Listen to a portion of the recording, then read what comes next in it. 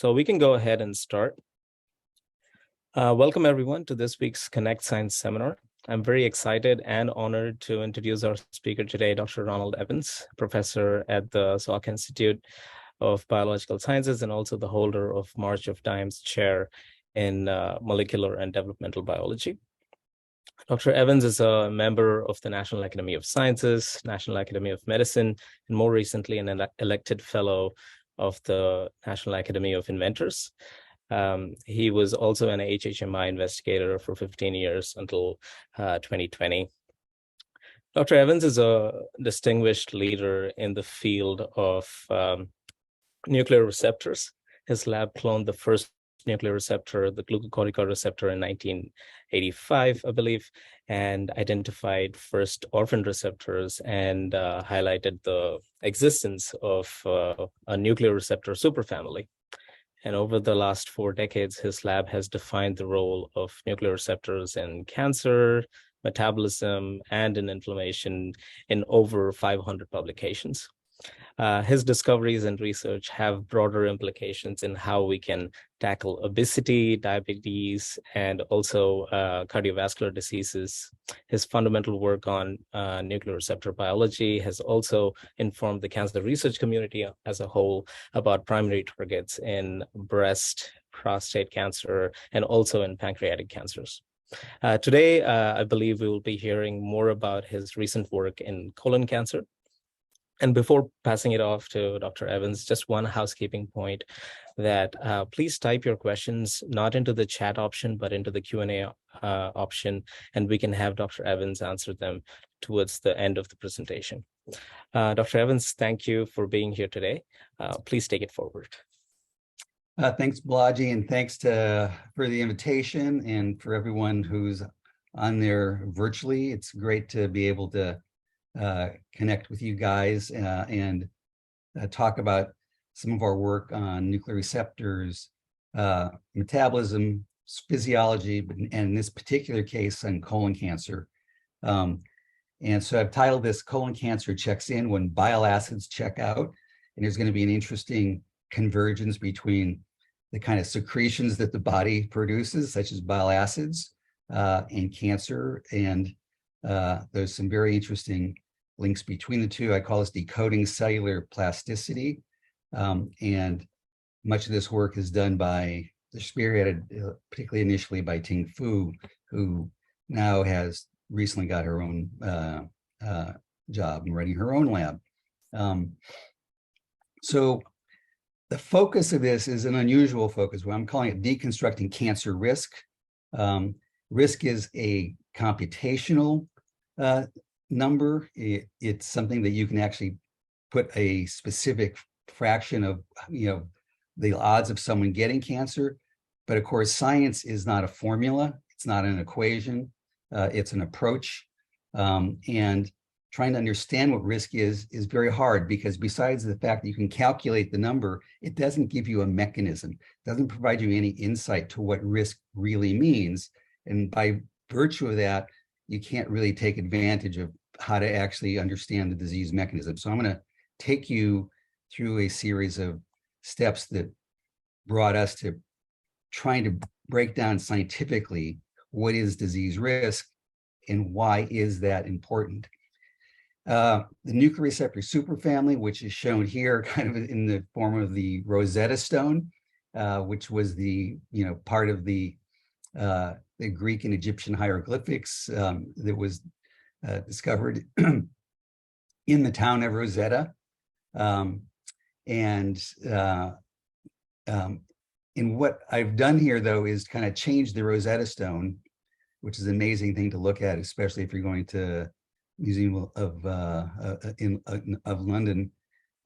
Is I've listed on the stone the 3 different languages that I want to talk about, which is the actual nuclear receptors themselves: androgen, FXR, LXR, RAR, retinoic acid receptor, CAR, PXR. There's just this is the receptors up here. Down here are the target sites, the DNA binding sites. AGG TCA, for example, is encoded in the genome, And that's what these receptors are going to seek out. Down here are the ligands that control the on-off switch. And there's estrogens and androgens and progesterone and cholesterol derivatives, and we'll talk about that, bile acids, prostaglandin J2, many different things, glucocorticoids. So these are the triggers, these are the targets, and these are the mediators. And so we want to break this down now to look a little bit more strategically at the nuclear receptor superfamily. I consider it the underpinning of body homeostasis and physiology. Excuse me. And the family basically comes in three flavors here. The endocrine receptors, which in the beginning, when we first cloned the first glucocorticoid receptor, which is shown here in 1985, as Balaji mentioned, we thought that there were going to be a family of about 6 or 7 receptors. What turned out to be the case is that with low stringency hybridization, the steroid receptors started picking out other things that clearly were not steroid hormone receptors, because we thought we had all the hormones in place for the last 80 years at that time. Now more than 100 years. These were discovered back in the early 1910s and 20s. But suddenly thyroid hormone, which is a modified amino acid, and vitamin D became that we had nuclear receptors for these hormones and for vitamin A. And these compounds have no structural relationship to each other, yet they're members of what turned out to be a family of 48 nuclear receptors in humans. And about half of these we're able to deconstruct into having specific ligands, novel ligands, and I'll talk to you about FXR, which is shown here. And the structure of the receptors, which is shown down here, contains a DNA binding domain, ligand binding domain, and regulatory domains, capping on the amino and carboxy terminals. And so they all share the same structure in general, and yet they all do different things that are essential to body physiology. And I'll go through that in a little bit more, but mostly about, if you think about reproduction, nutrients, sugar, inflammation, there's a nuclear receptor component that's there driving and overseeing a process. FXR we discovered in 1995. It's called farnesoid X receptor. I'll go into that in a little bit more. It's a bile acid receptor. That was a complete shock. Bile acids were discovered in 1919. Won a Nobel Prize for that because they showed that bile acids were oddly similar to vitamin D. And that led to a Nobel Prize by Adolf Windaus, shown here. It was a shock. How does a vitamin relate to bile acids? And then bile acids then were revealed as steroids or sterols.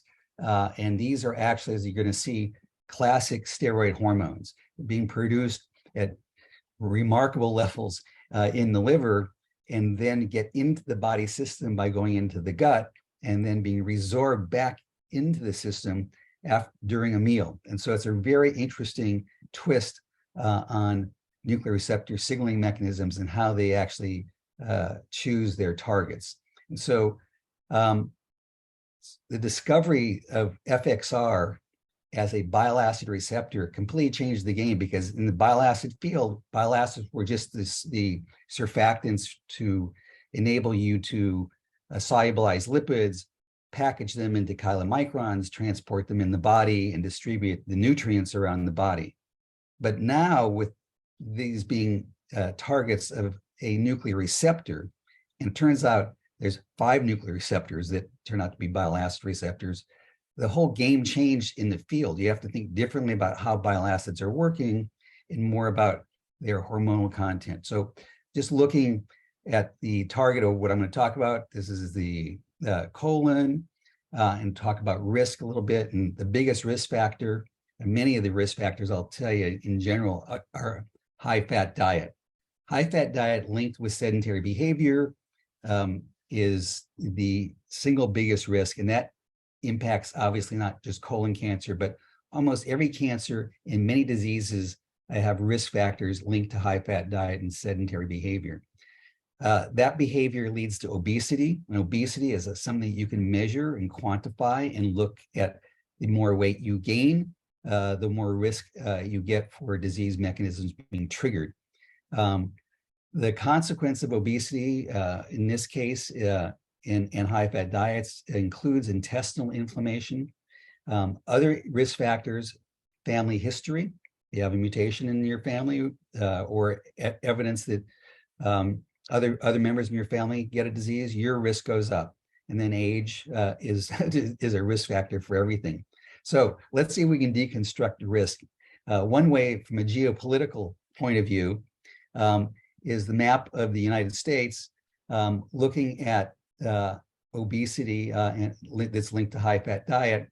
The lightest state in the country is Colorado. The heaviest state is Mississippi.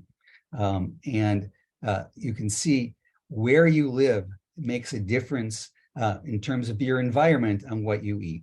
And so you have to keep in mind, we eat our environment. Turns out that the states with the highest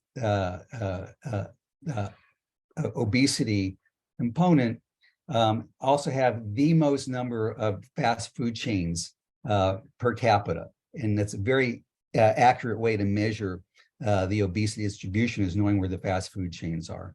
And it's very accurate. The way you measure the change in weight and obesity in the United States is by the sale of belts. It's very accurate measurement. And belt size has been going up in terms of sales continuously for the last couple of decades. And so it's also a risk factor for colon cancer. It's the same thing. Colorado is the lowest in terms of colon cancer risk. Mississippi, again, is high. So I want to break down colon cancer here so we can really try to understand risk. It's going to be a little bit of a surprise to what we come on to. So this is the in context of colon cancer, it develops as a sequence as most cancers do. This was a very simple diagram put together by Vogelstein in 2003. It's often called the Vogelgram. And sorry about that, everybody. Begins with the normal epithelium with the gene adenomatous polyposis coli, or APC, mutation in that gives rise to an adenoma. It's not cancer, but it's an adenoma. And so it increased growth. And then with the mutation in KRAS, then you get what's called the late adenoma, or increased growth, but not cancer. To get cancer, you have to have another mutation, which is typically P53. Now you get cancer. And with additional mutations, you get metastasis. And this is a very sort of standard progression. Turns out, as I'm going to show you in a moment, it's very simple diagram, and I don't actually agree with the diagram, but it's what is classically shown. And the cancer has this evolution and progression of initiator mutations. 80% or higher of humans with colon cancer have a mutation in the APC gene.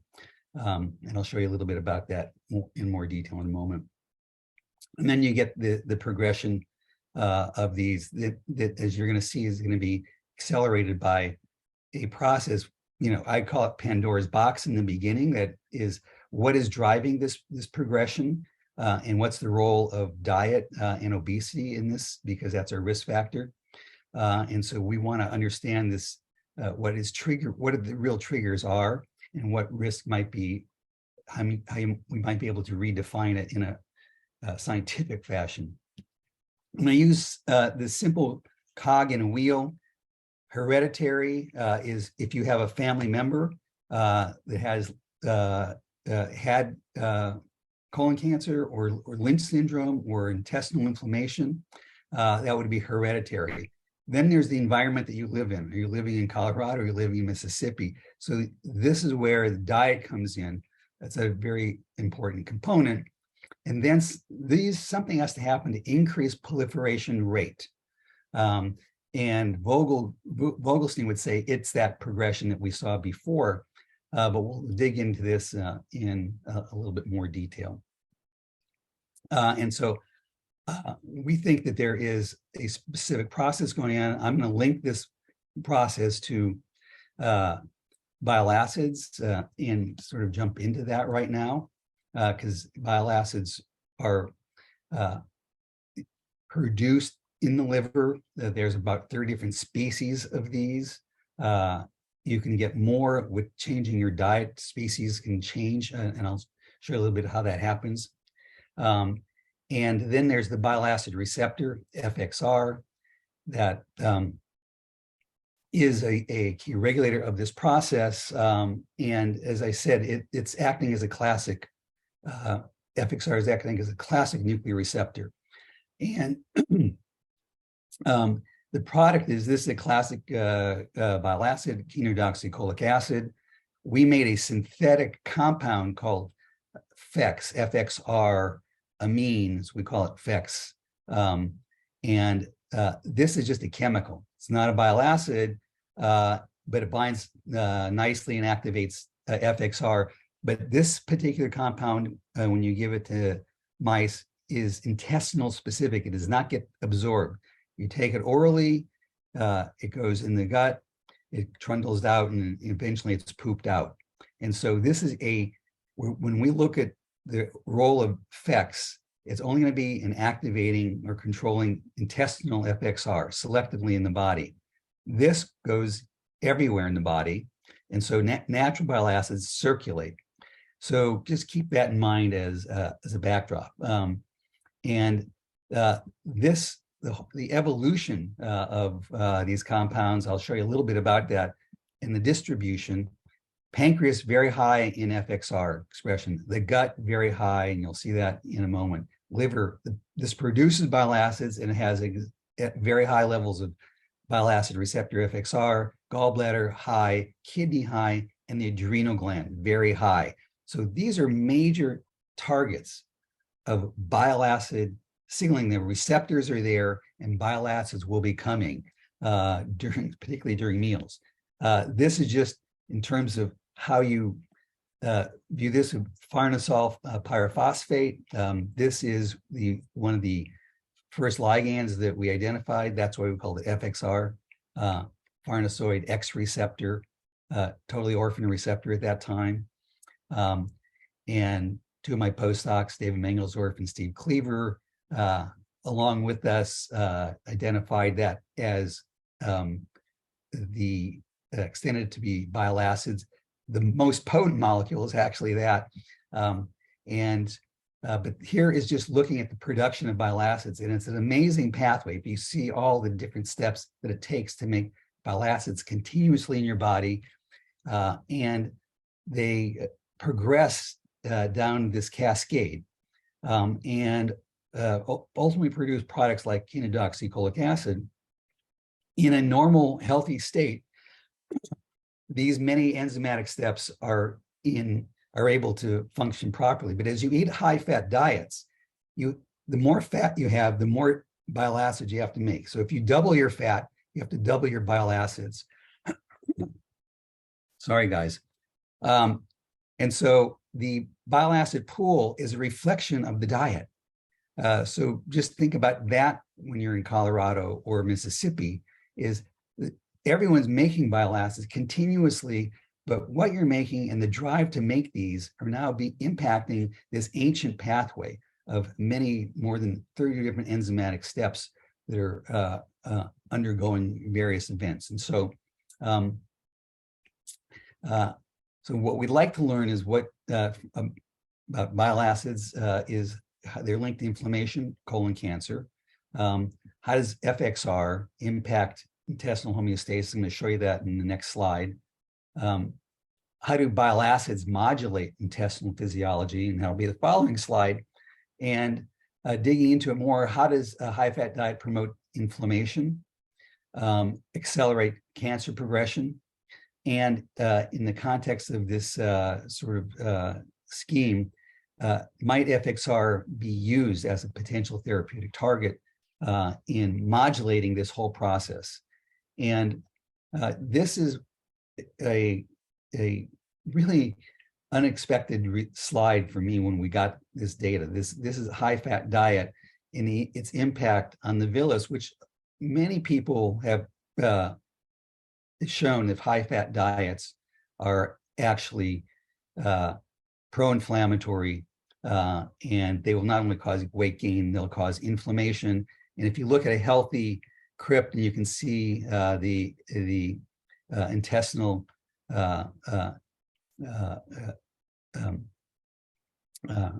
the crypt that's going here, and then if you put on a high-fat diet, this is the arrows in a different direction here, but you can see the villus and the crypt there. The whole component is truncated or shortened.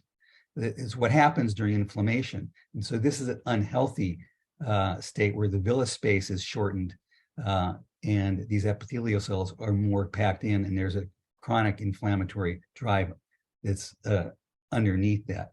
Now, what was surprising about this is that we're not only getting this change in the high-fat diet in terms of the structure of the epithelium, but there's a functional change here that is really surprising. And which is shown here is that we're saying the high-fat diet on its own in this model, the high-fat diet takes what is an adenoma if you're feeding the animals on a normal diet. So it's not inflammatory. This is what you get. But on the high-fat diet, in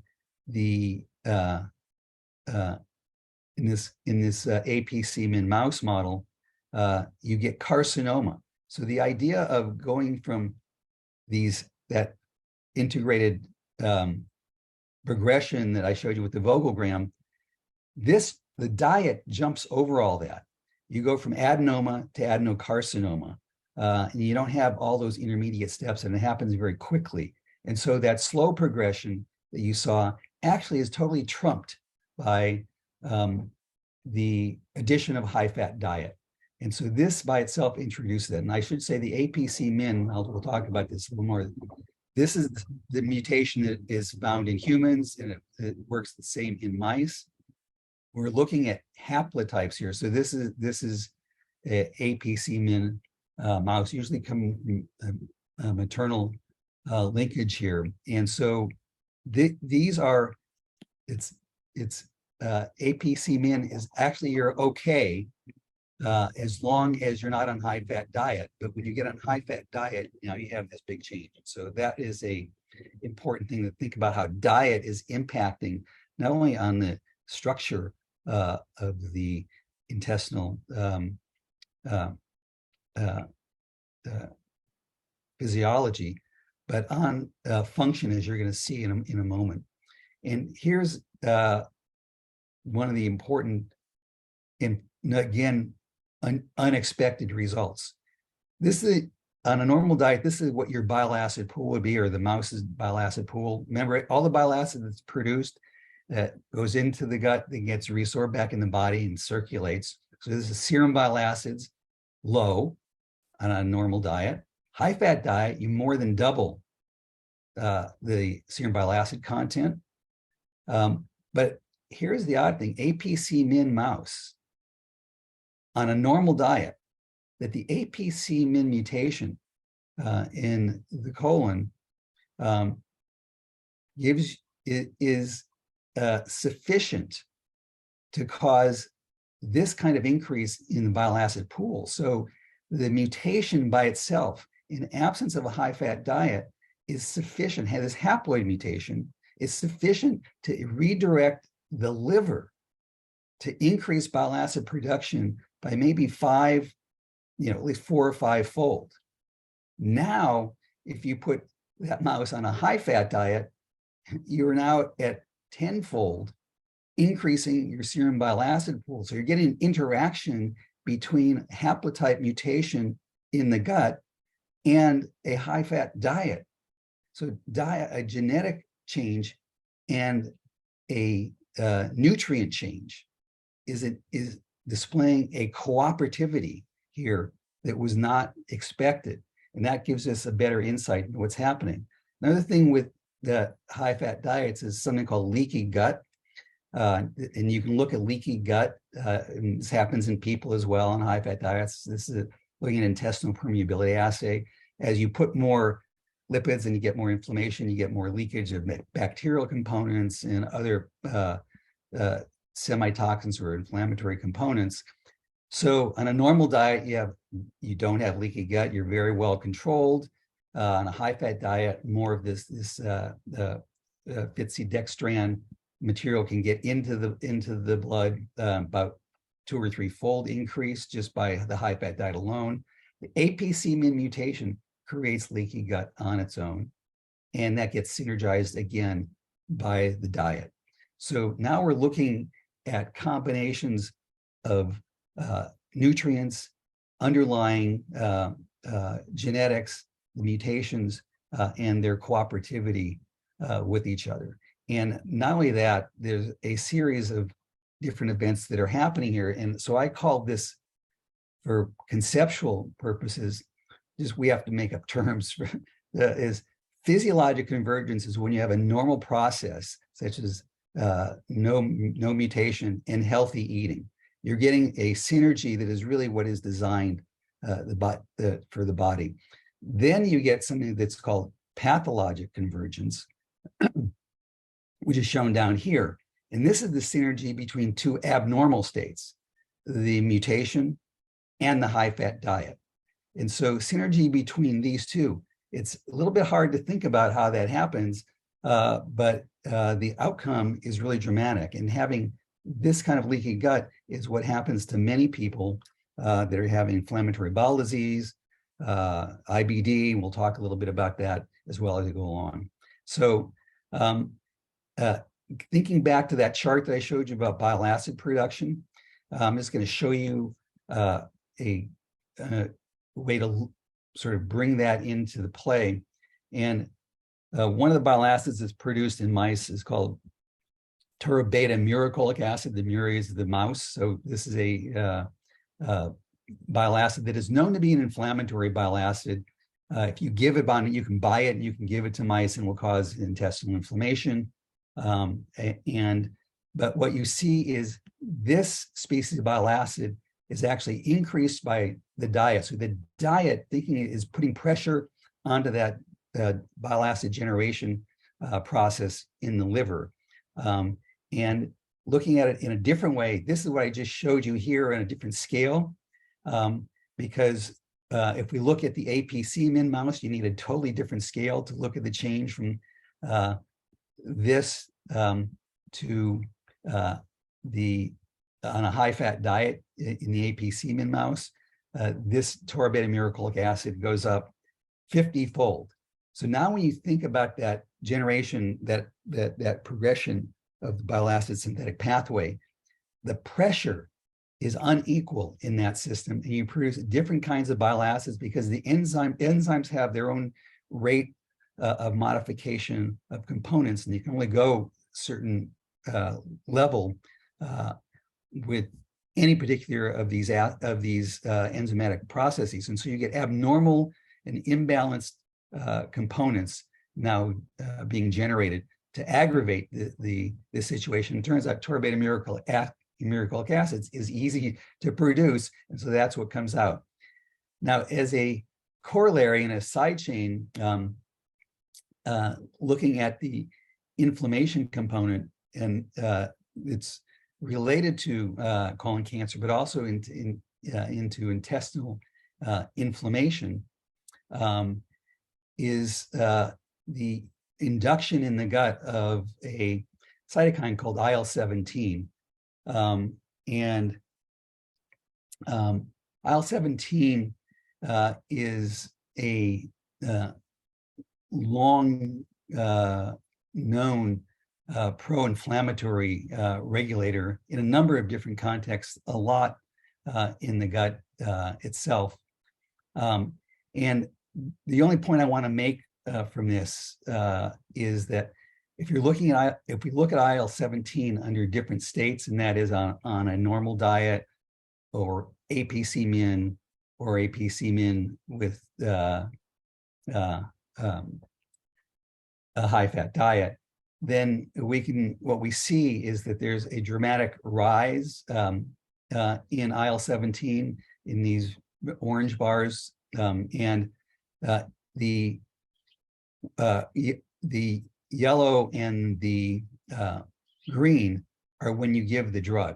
And basically what you see is that the yellow and green are basically being controlled, that is the relative production of IL-17 in these 3 different mouse models for intestinal models for chemically induced colon cancer and these other components for genetically induced colon cancer. We are getting the activation of FXR intestinal to really reduce IL-17 production. And another little component here, again, the same idea, and I'm not going to go through this in much detail, is the wild type that's getting FXD is yellow, and then we're going to have green, and you can see that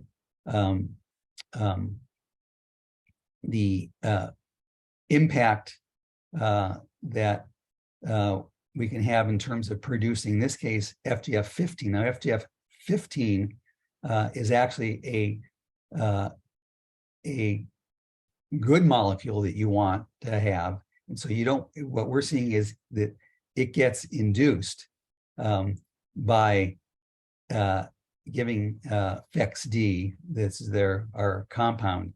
And this is the regulator of the production of the bile acid synthesis. So this is produced in the gut. It goes to the liver and signals to the liver how much bile acid you should be producing in the context of a nutrient diet, because this is normally activated by nutrients. And so through FXR activation. So we're able to see the impact of both the inflammation that's being stimulated in these contexts, as well as the ability to capture that and control it through FXR and restoring gut integrity, and then giving us kind of the thought of whether we can exploit this to maybe have an impact on colon cancer. I don't know what happened there. And this is just another example. I'll just look at this side here of leaky gut, and you can see the impact of this on leaky gut, and the ability of giving the APC-min FXD mouse, it's really suppressing that gut, restoring it close to normal.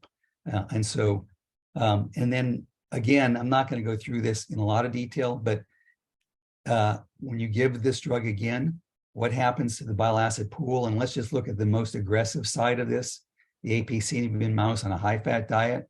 You have a gonjo amount of serum bile acids on the high-fat diet. You can see on the normal diet what the scale is, and on this diet what the scale is.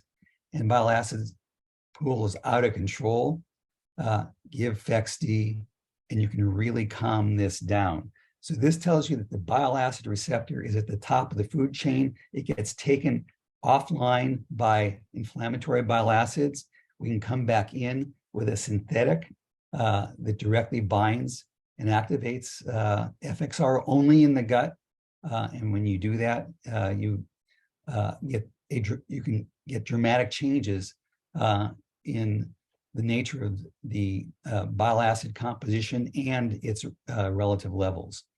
And the other part that's, again, related to disease mechanism is reducing a pathology linked to inflammatory bowel disease. It's related to some of the other pathologies that I've been talking about in the gut, such as Crohn's. And this is again, adding FEXD, and you see this dramatic reduction this is now not just in intestinal, but in serum IL-17 detection. And so this gives us a way to now sort of summarize the interim of the linkage between genetic and dietary risk factors that converge now on a transcription factor that is dependent for its activity on either healthy bile acids or inflammatory bile acids, which actually turn FXR off. And so you have the hereditary, that's the mutation like APC-man. You have the environment, that's our normal or high-fat diet.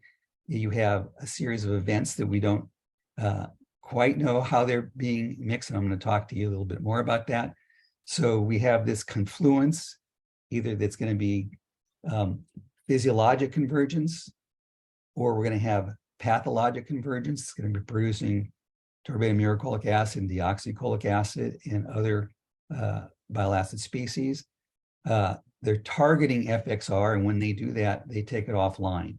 And then the system really lacks its constraints, and there's just a concurrence of events that cannot be managed in a healthy way by the liver and the gut collectively. And so you get into a pathologic state. And so if we give this treatment, remember the drug's only acting in the gut. Interestingly, even though we're giving FXR to the mice and it's only hitting the liver, I'm only hitting the gut, what we're seeing is a change in the liver. This is fatty liver disease in mice on a high-fat diet. With this not a mutation, just feeding them high-fat diet, you get fatty liver disease. If you give fexaramine, you leave them on high-fat diet, you don't get fatty liver disease because it's really activating FXR to a high level, and that's maintaining and shows you the strength of FXR in maintaining physiologic homeostasis. Concurrently with this, we're also changing the microbiome.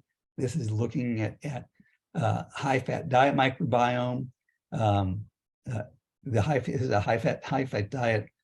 This is the high-fat diet microbiome in red, and this is just a way of looking at the microbiome signature that we get. You give the same diet, but add fexaramine, and you get this microbiome. Now, this is not the natural microbiome, but it's a healthy microbiome. This is a pharmacologic microbiome specifically induced by fexaramine in this context. And so diet alone changed it to one direction. The drug and diet changed it to another direction. And so now we see that the microbiome in our body is adaptive specifically to the foods we eat and their relative activity of intestinal FXR. And so these are ways to think about how bile acids and bile acid receptors might be having not just a major impact in the gut, but more generally body-wide. And this is a study that we had done some time ago, early in the days of looking at FXR and what it can do. But one of the things is it causes increased thermogenesis in mice that radiate energy and shed that energy as heat. And you put, these are paired mice, one was on the fexaramine diet and one was not. And so the point is that if you can restore the physiologic mechanism, you can actually overcome some of the major challenges of high-fat diet as it relates to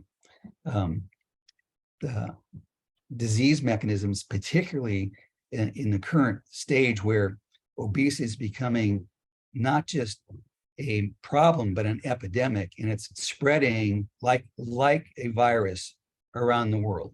An obesity epidemic is going to be really driving much of our disease mechanisms over the next several decades.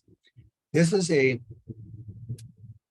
behind me, you're listening to the jets that are going by here. If you hear that, that's your tax dollars at work. So this is just asking if we put these mice, the APC mice, for a survival test plus or minus FXD, you'll see in the APC min mice on a normal diet, we get an extension from 30 weeks to 50 weeks. So that's 20 weeks of increased lifespan. And on the high fat diet, APC min, we're getting an extension that's going from maybe 22 to 27, not anywhere near as much. And I should say that this APC min high fat diet's an aggressive, much more aggressive model. You can see it's getting to 20 already. And these are going to 30. And what both of these are, what the animals die from is actually not cancer. They die from blockage. So in mice, the APC min model, as good as it is and what you've seen, this is an upper GI disease, whereas colon cancer is a lower GI disease. And so, but what we did get from this is by looking at the gene expression changes between these two, we get a FXR signature in these two different states. And we can then take that FXR signature in these states and go to human database. And if in red are patients in these two analyses that if you have the FXR signature, which is in the red line, you can see your survival probability is significantly improved.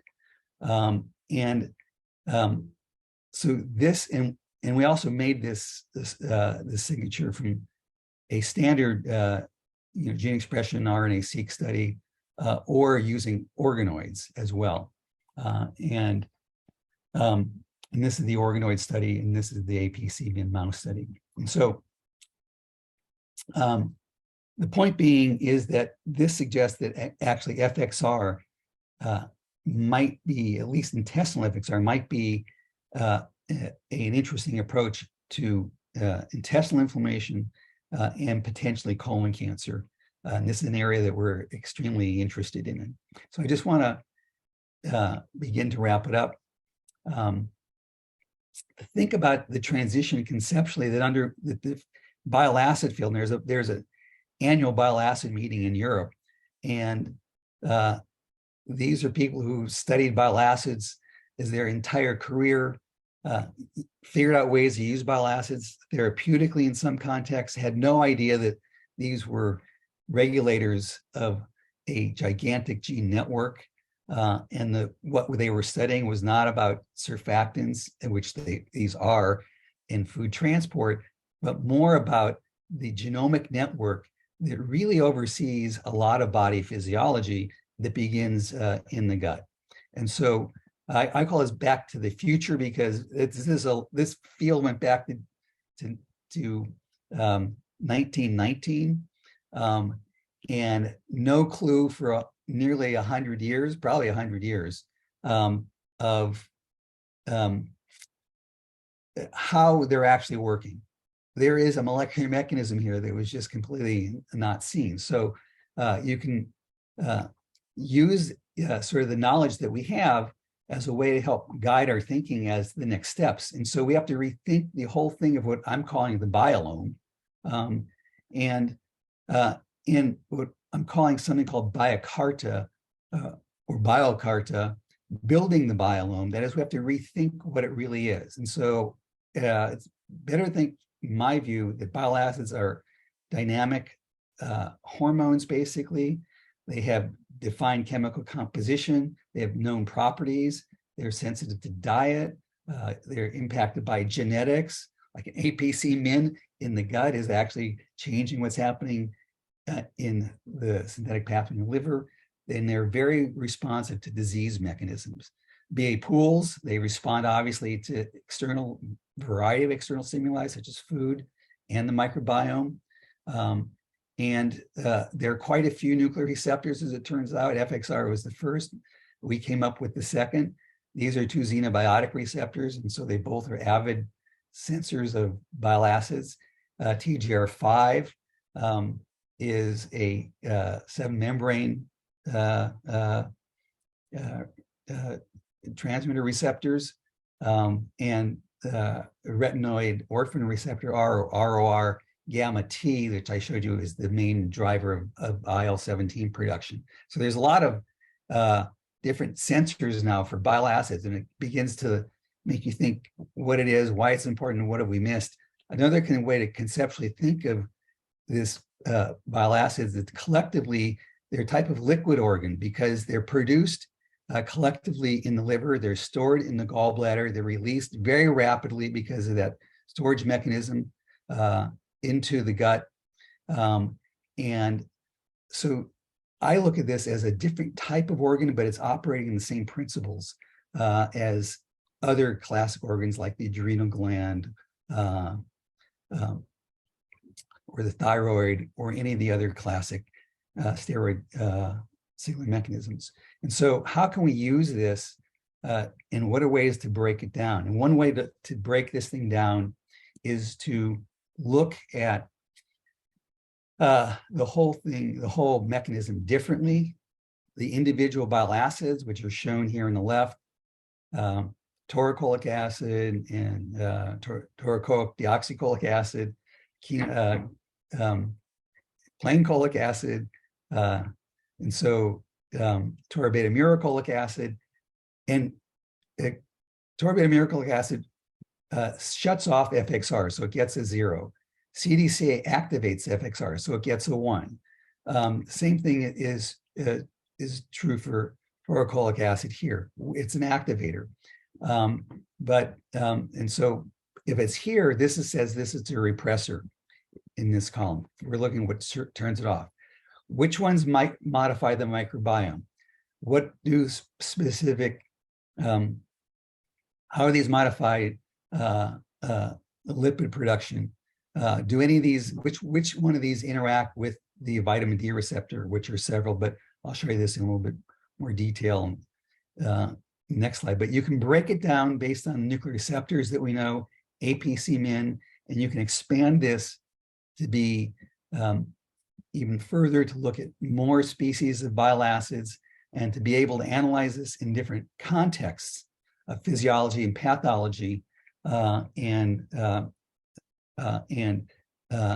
therapy to see how we can move and adjust these parameters in a way that we can understand what it really means. And by understanding that, then get a very different view on the nature of what cancer risk is.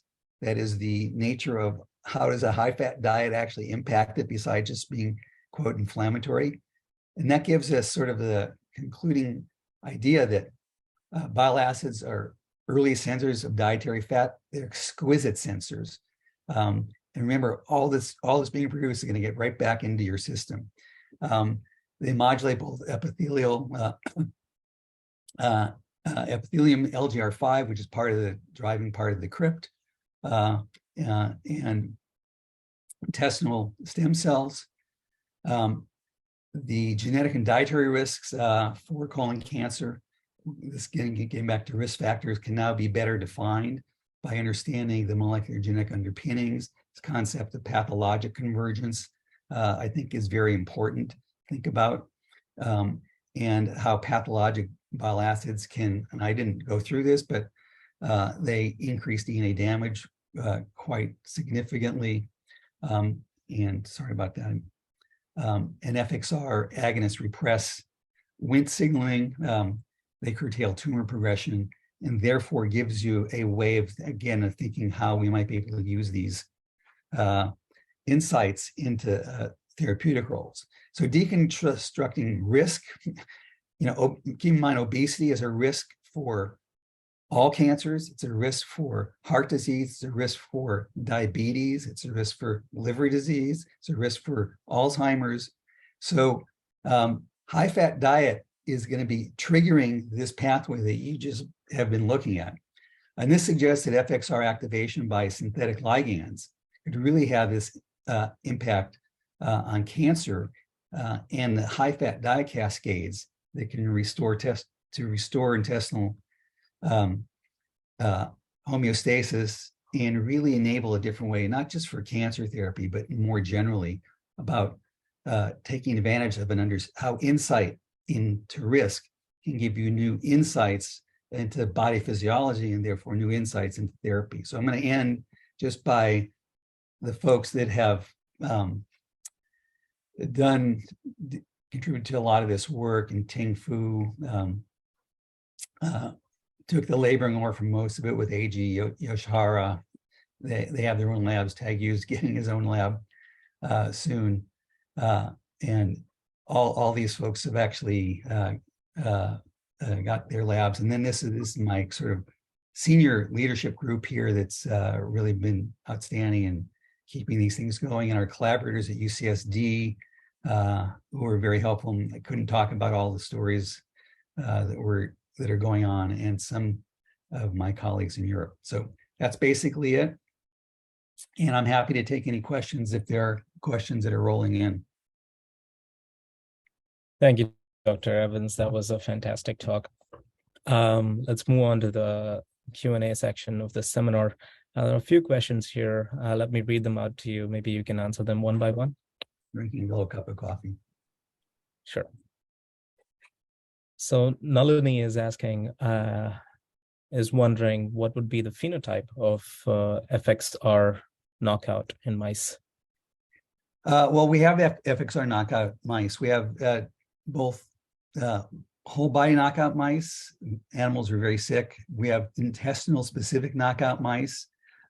Intestines very stressed out, and that the loss of FXR is a big risk factor for intestinal inflammation, and if it's a colon cancer model, a very aggressive cancer. And so FXR is a major pioneer nuclear receptor in this intestinal, I would say the whole gastrointestinal system. It's very high, but I should say it is also fairly widely expressed in different cell components. There's, didn't have time to show it to you, but there's something called the innate lymphoid system, or innate lymphoid cells. They're called ILCs. ILCs in the gut are FXR positive. They're involved in inflammatory bowel disease.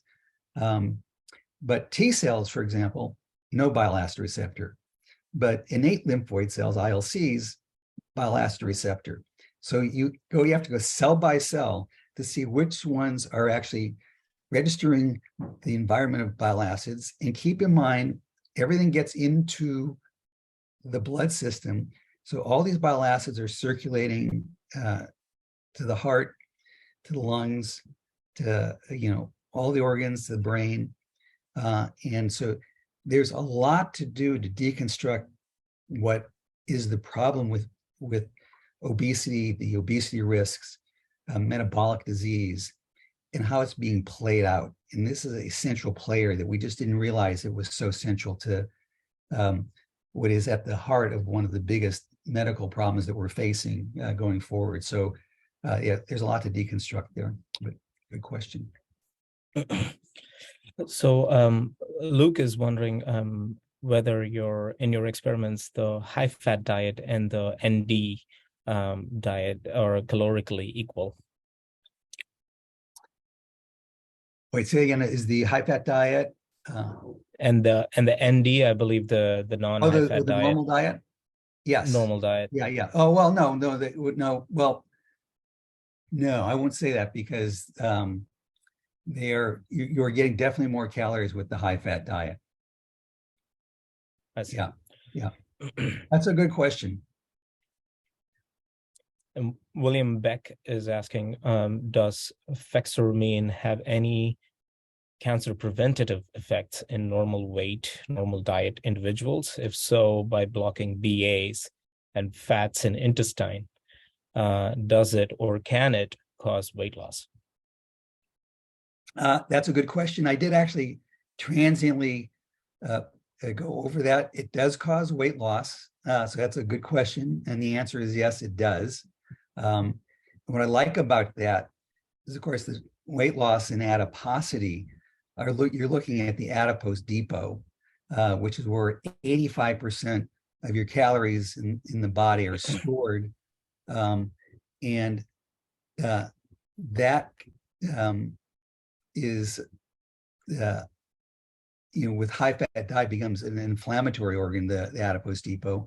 But the point is, it affects D in the gut, leads to a weight loss that is due to increased burning in the adipose depot. And so that's really interesting, is that the weight loss is not going from FXR hitting the fat pad, but it's from an event that's happening in the gut. So it's a really good question. And yes, I would like to see this going into a new type of therapy. It also has a big impact independently on beta cells. So beta cells get stressed out with high fat diet, because keep in mind that when you eat, you're bringing two potent nutrients, typically sugar and fat. And the beta cells respond to the glucose and they release insulin. And the insulin is there to do two things. One, to lower blood sugar and the other is to reduce or prevent lipolysis. That is, you want to store fat in the adipose depot, and insulin is the lock that says, don't do lipolysis, do fat storage, and lock it in. So insulin is a big factor actually in the disease mechanism as well. If you're on a high fat diet, you're going to get higher levels of insulin as well. And that becomes a background driver for a lot of these diseases.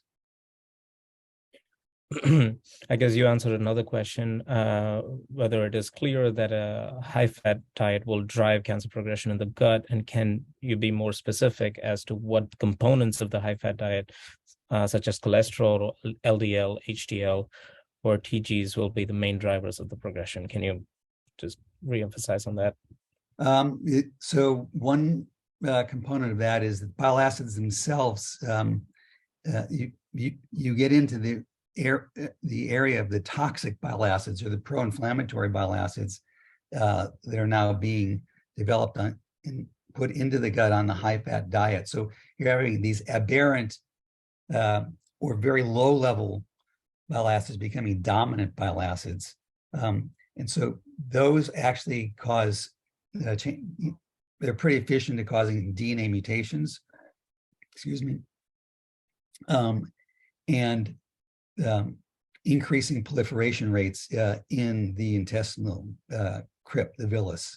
And so those two components are increasing proliferation and inflammation. And so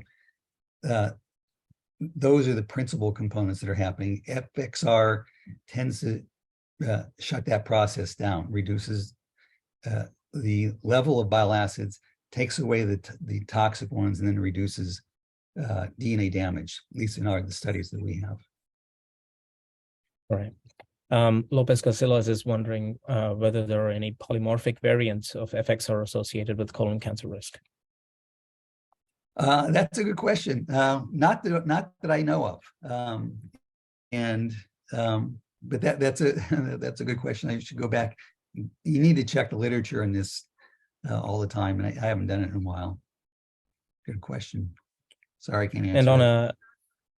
And on a different note, maybe outside of this of the scope of this seminar, can you broadly comment on the role of nuclear receptors in cellular plasticity in the context of cancer therapy resistance? Well, nuclear receptors, I may be slightly exaggerating this, but nuclear receptors are the most commonly used drugs in cancer research. For example, breast cancer. What you're targeting in breast cancer is you're using synthetic, anti-estrogens. You're using tamoxifen, for example, which is a modified estrogen compound that blocks the estrogen receptor. Same thing for prostate cancer. You're targeting the androgen receptor. And partly those are targeting the receptor. Some are targeting the enzymes that make the hormones that make estrogen or that make androgens. These, first of all, are some of the most widely used drugs in the world. And they're used quite a bit. And there's multiple generations now of these drugs. And there are still more drugs being developed specifically to target the AR androgen receptor and the ER estrogen receptor. And by the way, there's two estrogen receptors that came out after the discovery of the glucocorticoid receptor in 85. Maybe 15 years later, a second estrogen receptor was discovered. And so it took a while to really develop the nuclear receptor superfamily, but in general, it has deep roles in every component of body development, body physiology, disease mechanisms, reproduction, and it is the gatekeeper for sort of normal body control. And that means it's part of the body rhythm, the circadian clock, and synchronization is built into the nuclear receptor mechanism. And so there's a lot of different aspects in which that superfamily writ large is the overseer, and therefore drugs to members of this family have become very popular. They're about 25 to 30% of drug sales are to nuclear receptors. And probably most people have some kind of drug at home that has either cortisone or some other thing in the tube. And so there's a lot going around there. Great. We can stop here over time. I would just like to take a minute to thank Dr. Evans on behalf of the Connect Science community. Thank you for taking the time to present. We look forward to more exciting research and breakthroughs coming out of your lab, and good luck with future research endeavors. All right, thank you, Balaji, and thanks everyone. This was great fun. I would also like to take a minute to thank all the audience and attendees for being here. This seminar is recorded and will be available on the Connect Science website. Next week, same time, we will be hosting Dr. Ronald DePinno from MD Anderson, speaking about precision genomics and tumor biology. See you soon. Dr. Evans, do you mind checking your email maybe? Quick second. Okay. Thank you.